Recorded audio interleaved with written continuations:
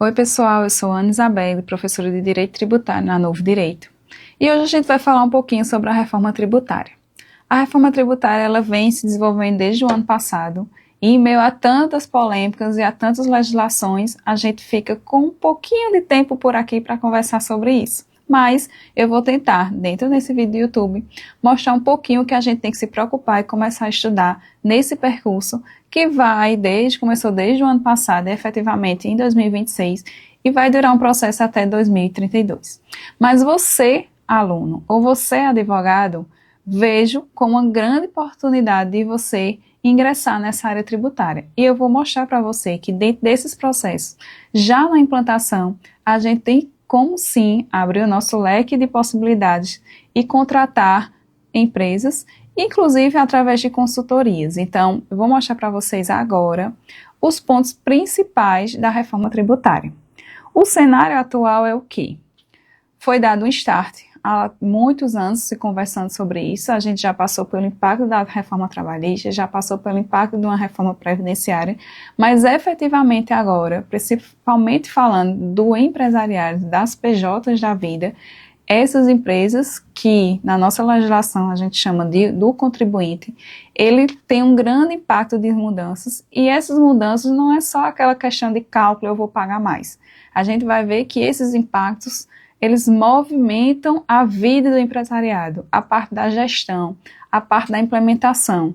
Eu sempre digo, aquele que faz a coisa certa e se organiza preventivamente, ele ganha mais. Inclusive, tem a possibilidade de reduzir, sim, tributos, porque ele vai estar fazendo de forma lícita todo o projeto de implantação e conseguir, né, junto com o contador da empresa e com sua equipe financeira e tributária, fazer com que essa conformidade ela seja implantada e que tenha um retorno eficiente e que não tenha penalidades para a empresa. Então, nem tudo na reforma tributária são notícias ruins.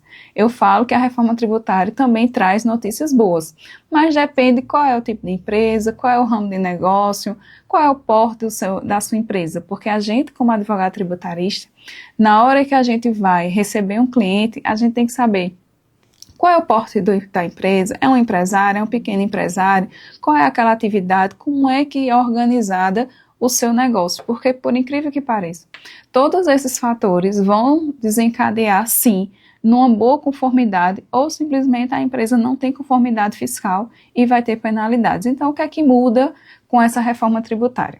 O que é que a gente tem? No contexto atual a gente tem algo muito complexo com a reforma, a ideia da simplificação. Então, simplificar o processo é uma normativa, né, que a própria legislação traz, porque já passamos por vários anos de uma complexidade que a gente nem entende hoje ainda. O velho, vamos dizer assim, a legislação vigente ainda é muito complexa. Então, o que traz nessa nova roupagem da reforma tributária é uma linguagem mais simples e um procedimento, né, mais simples para que essas informações elas tenham menos tempo, né, a empresa, o contribuinte, ele passa menos tempo da sua atividade empresarial prestando informações para o governo. Todos esses objetivos dessa reforma realmente traz essas mudanças estruturais e a gente vai ver um pouquinho desse cronograma. Lembrando que na Novo Direito a gente tem um curso completo sobre isso e vocês podem acompanhar nossas aulas, né, por lá. Mas aqui, com certeza, você já vai ter um start de saber, assim, como eu posso trabalhar com isso, o que é que traz de novidade para a gente nessa implementação.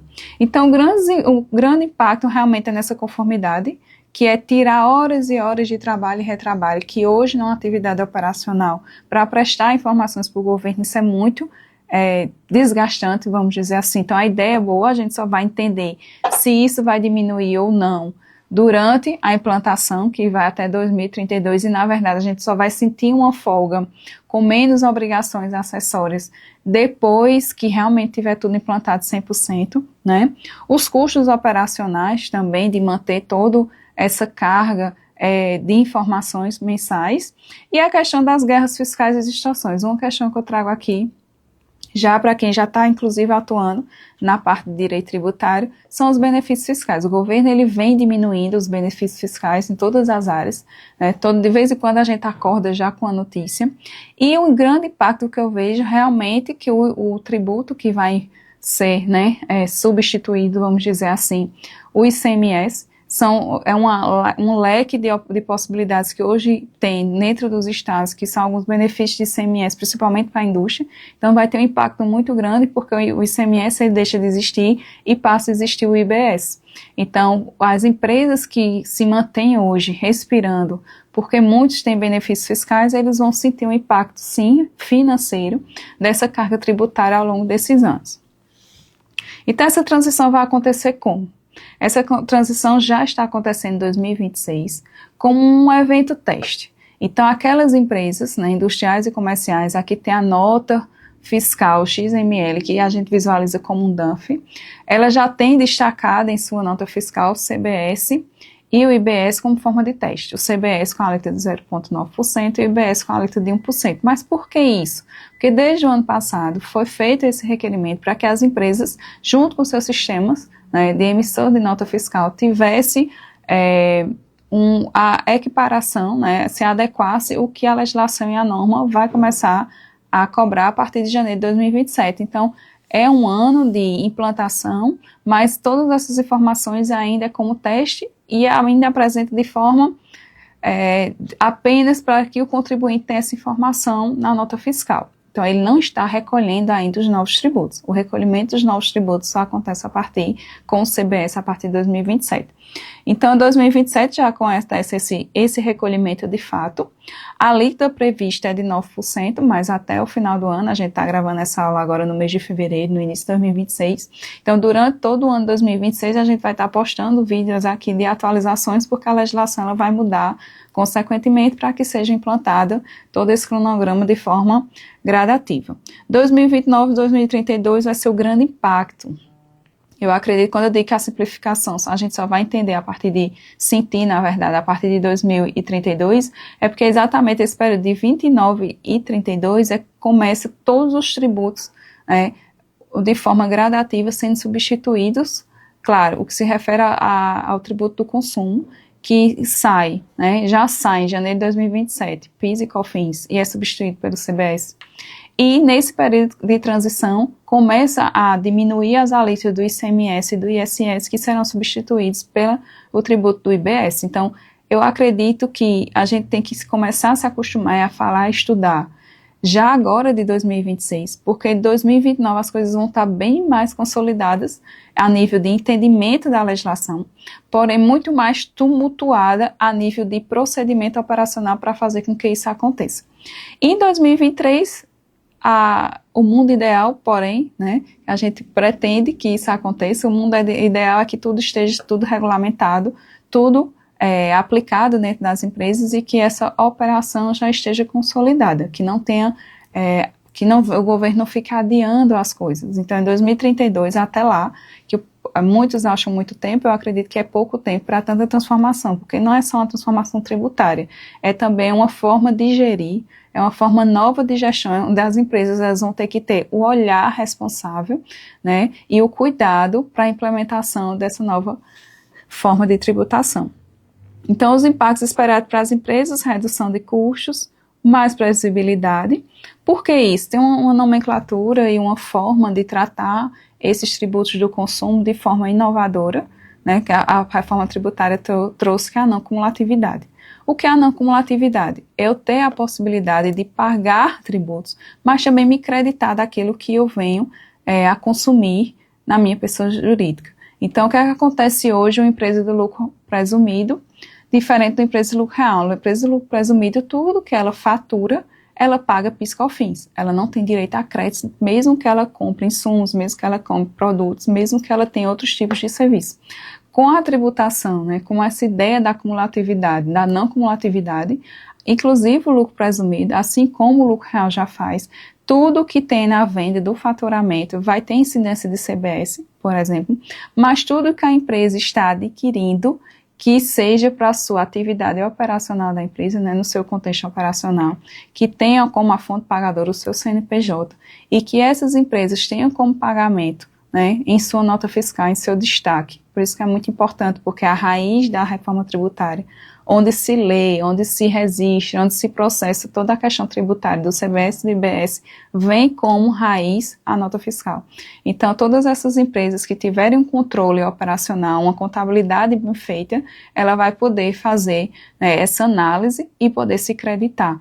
Então, quando eu digo que nem tudo é ruim na reforma tributária, isso eu acredito que foi uma grande inovação, porque antes o que não se podia aproveitar, hoje vai poder aproveitar. Claro que isso com todo um controle diferenciado. E uma adaptação necessária que é exatamente em relação a todos esses sistemas e a toda essa organização. Então, só revisando, desafios na implementação, a tecnologia, a infraestrutura, não dá mais para trabalhar com qualquer tipo de sistema. A parte operacional, principalmente quem é de indústria e de comércio, é essencial que todos os produtos, né, todos os cadastros de NCM, que é o Cadastro Nacional do Produto, ele seja revisado, né, com as novas classificações que já estão, já foram publicadas pela normativa, né, você que está trabalhando ou que vai ingressar, porque é novo para todo mundo, né, a ideia, né, de se estudar a reforma tributária, ela vem com o sentido que a novidade são para todos. Você pode ter 20 anos de experiência, como começar agora. Todo mundo está aprendendo junto. Então, a orientação que eu dou para as empresas que é industrial e comercial é fazer essa revisão de cadastro dentro dos anexos, mas de cada atividade. Então, você como consultor, você vai dizer assim, eu trabalho com a indústria eu trabalho com a indústria de medicamentos, eu trabalho com comércio e serviço de peças. Então, dentro do ramo da atividade, a gente vai filtrar os produtos e fazer essa revisão. Eu acredito que esse ano consolida e todas as empresas elas precisam ter essa visão, né, e você como consultor tem essa ponte de responsabilidade de indicar que aquele que trabalha com vendas de produtos ou mercadorias, se faz necessário uma revisão dessa tributação por produto para que você não classifique e deixe de pagar algo que é devido ou simplesmente também deixar, né, de não pagar algo que você também tem direito. Porque, por exemplo, a gente pode ter produtos que têm alíquota zero, pode ter alguns produtos que a reforma tributária trouxe com reduções de alíquotas. Então, você tem que ver se o ramo de atividade dessa empresa possui essas possibilidades. Então, eu sempre falo que a reforma tributária não é só fiscal. A empresa, a controladoria, a parte fiscal, o contador, os gestores, todo mundo que está envolvido na empresa, desde a pessoa que recebe a mercadoria, aquela pessoa de controle de estoque, todas essas pessoas envolvidas, elas têm que ter noção do que é uma tributação de um produto. Então, não dá mais só para bipar, fazer a entrada do produto dentro da empresa e vender de todo jeito, porque, com certeza, né, a nível com um tempo bem mais reduzido do que é hoje, a auditoria digital ela vai ser pega e você pode estar, teoricamente, né, ser convocado para prestar esclarecimento que você pode estar sonegando, deixando de recolher algum tributo. Então, todas essas pessoas, elas são importantes nessa formação. Outro ponto importante que eu trago para vocês nesse vídeo curtíssimo, mas de tantas informações ricas, é que na consultoria, uma coisa que você pode um produto, vamos dizer assim, que você pode oferecer a mais, além de revisar toda essa parte gerencial de implantação da reforma tributária, é a ideia da formação de preço. Então, tem muitos ainda empresários que ele não sabe fazer sua formação de preço. Por quê? Porque a informação de preço ela envolve todos os custos da empresa e dentro desses custos tem a parte tributária. Então não dá mais com todas essas transformações, porque como é até 2032, todo ano vai sair uma legislação e as alíquotas elas serão implantadas e aumentadas gradativamente. Então, por exemplo, não tem como eu fazer hoje como empresário, chegar lá como advogado tributarista e dizer assim, pronto, a minha alíquota hoje do CBS é essa. E fazer uma formação de preço, então vou começar a vender.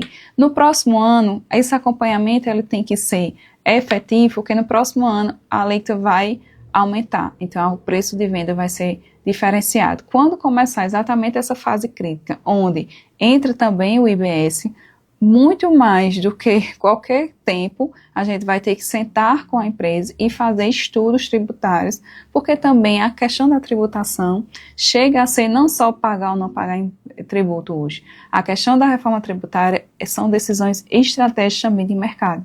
Vai decidir, por exemplo, se a empresa vai conseguir ter competitividade ou não no mercado. Então, fica aí a dica para vocês. Alguns pontos essenciais, deixe algum recado, deixe alguma dúvida aí nos comentários.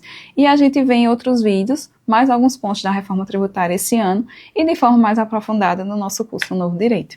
Até mais!